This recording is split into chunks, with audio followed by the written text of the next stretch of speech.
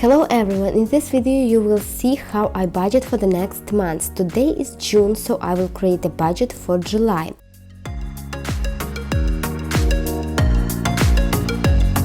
Before starting, I will mention that the spreadsheet I am using is a spreadsheet I created by myself. It's a yearly budget and the categories are the same for the whole year. I can just add some new items into categories or hide those which we don't use or don't have any spendings.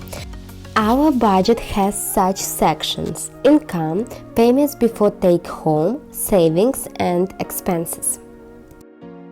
Then the expenses section is divided into such categories: housing, debt, transportation, food and drinks, shopping, leisure and education, medicine and health services, and the last category is business. We also have a section additional included in total expenses. Here I can indicate how much we specifically spend on online shopping this month or on pets, for example. But this category is optional. In our case, I use it to track how much we spend on Amazon. All expenses shown in this category are already added to the expenses section, so basically this is duplication of data. Okay, let's start budgeting for the next months. First thing I do is to check the calendar and all the events we have for the upcoming months. I also will check a couple of months ahead to find out if I have certain expenses which may be done earlier. For example, right now we don't have such expenses, but this can be a Christmas shopping we want to start a little bit earlier this year, or car insurance payments which we do twice a year and can pay ahead if we have enough money. So far, I didn't start creating a budget yet. All these numbers are just for reference. This section is optional, I could just skip it. I ignore the bank account balances section. This section is just for actual budget. I could plan a budget for how much money I expect to have on my accounts each month, but this is too much effort. After checking all the to-dos and important events for this month, I will go directly to the budgeting and results section to crunch the numbers. And this is where I really start budgeting. Today I work only with the left side of the budget section. In the budget part I enter the data manually, and for the actual section everything will be calculated automatically based on the data I will enter in the monthly tracker section later. First, I add the expected income this month. Normally I just copy and paste the numbers from the previous months, but I also check with my taxes file just to make sure that we didn't change the contribution amounts for 401k or HSA accounts.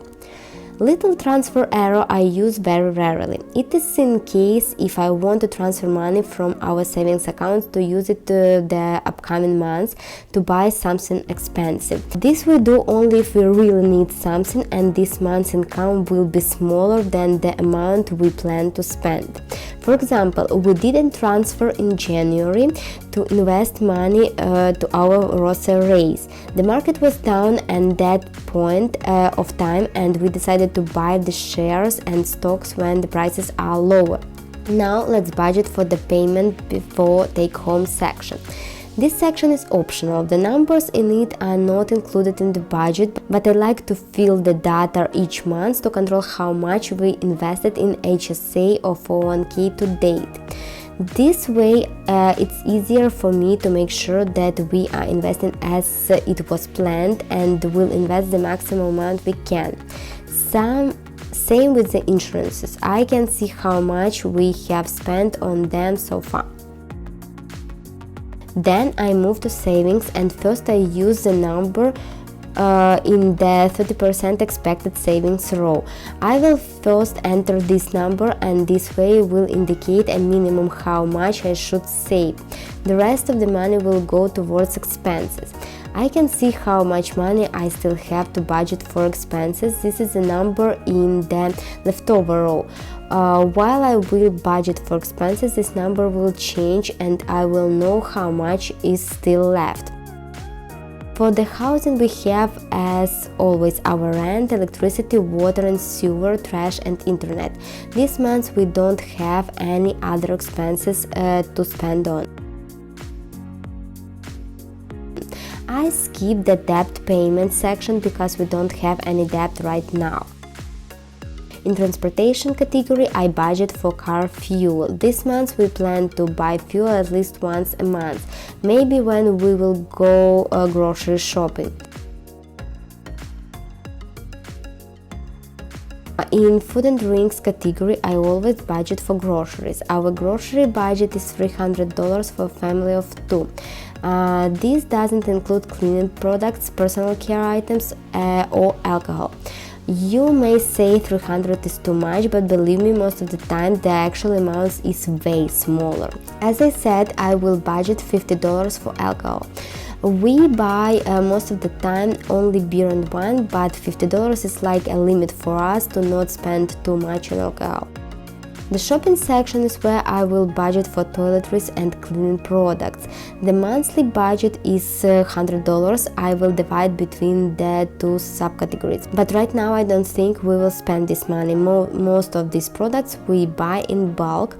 I budget just in case. Next, in this same category, I want to budget for some cosmetic and beauty products. And here you can see how the leftover row is changing when I am adding additional expenses. Then I'm adding some money to the home goods and garden, and as well as electronics and accessories categories. I don't think that we will buy something from that categories next month, but I am adding that money, I'm budgeting that money just in case, just to have it.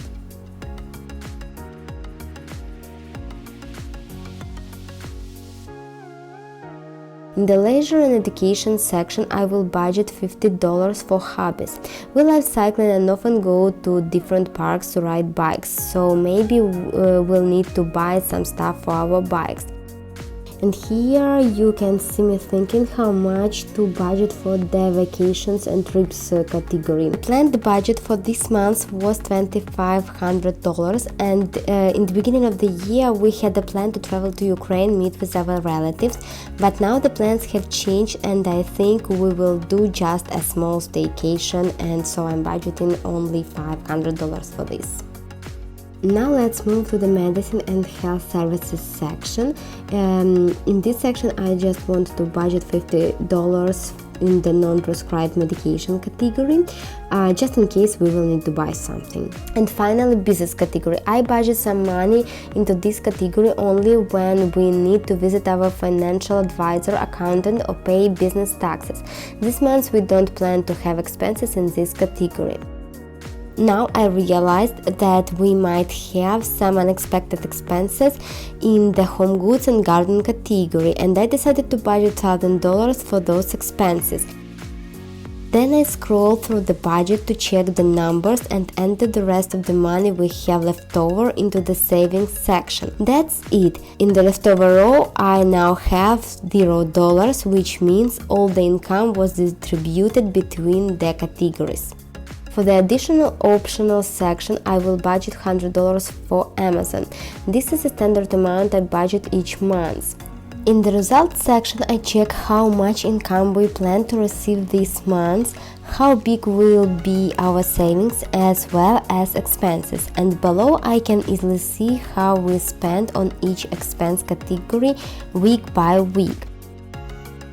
Then I check how the 50 by 30 by 20% rule works for us this month. I just compare the percents which were calculated automatically to make sure that our expenses do not exceed the designated amounts and the savings are higher or at least 20%. The numbers for this rule I calculate based on the take-home payments as well as based on gross pay, where all the payments before take-home are included. For the 70 by 30 rule, everything is also fine, so I continue to the graph which shows me the expenses week by week. This graph helps me understand in which period of the month the expenses will be the biggest, so we can plan ahead. At the end of a month, the graphs to the right will show the actual results. Here are the final results after budgeting for July 2021. At the end of the month I will show the real budget numbers and how much we spent and saved actually, so stay tuned. Hope you liked this video. If you have any comments, please write them down below. Have a great day and I'll see you soon. Bye.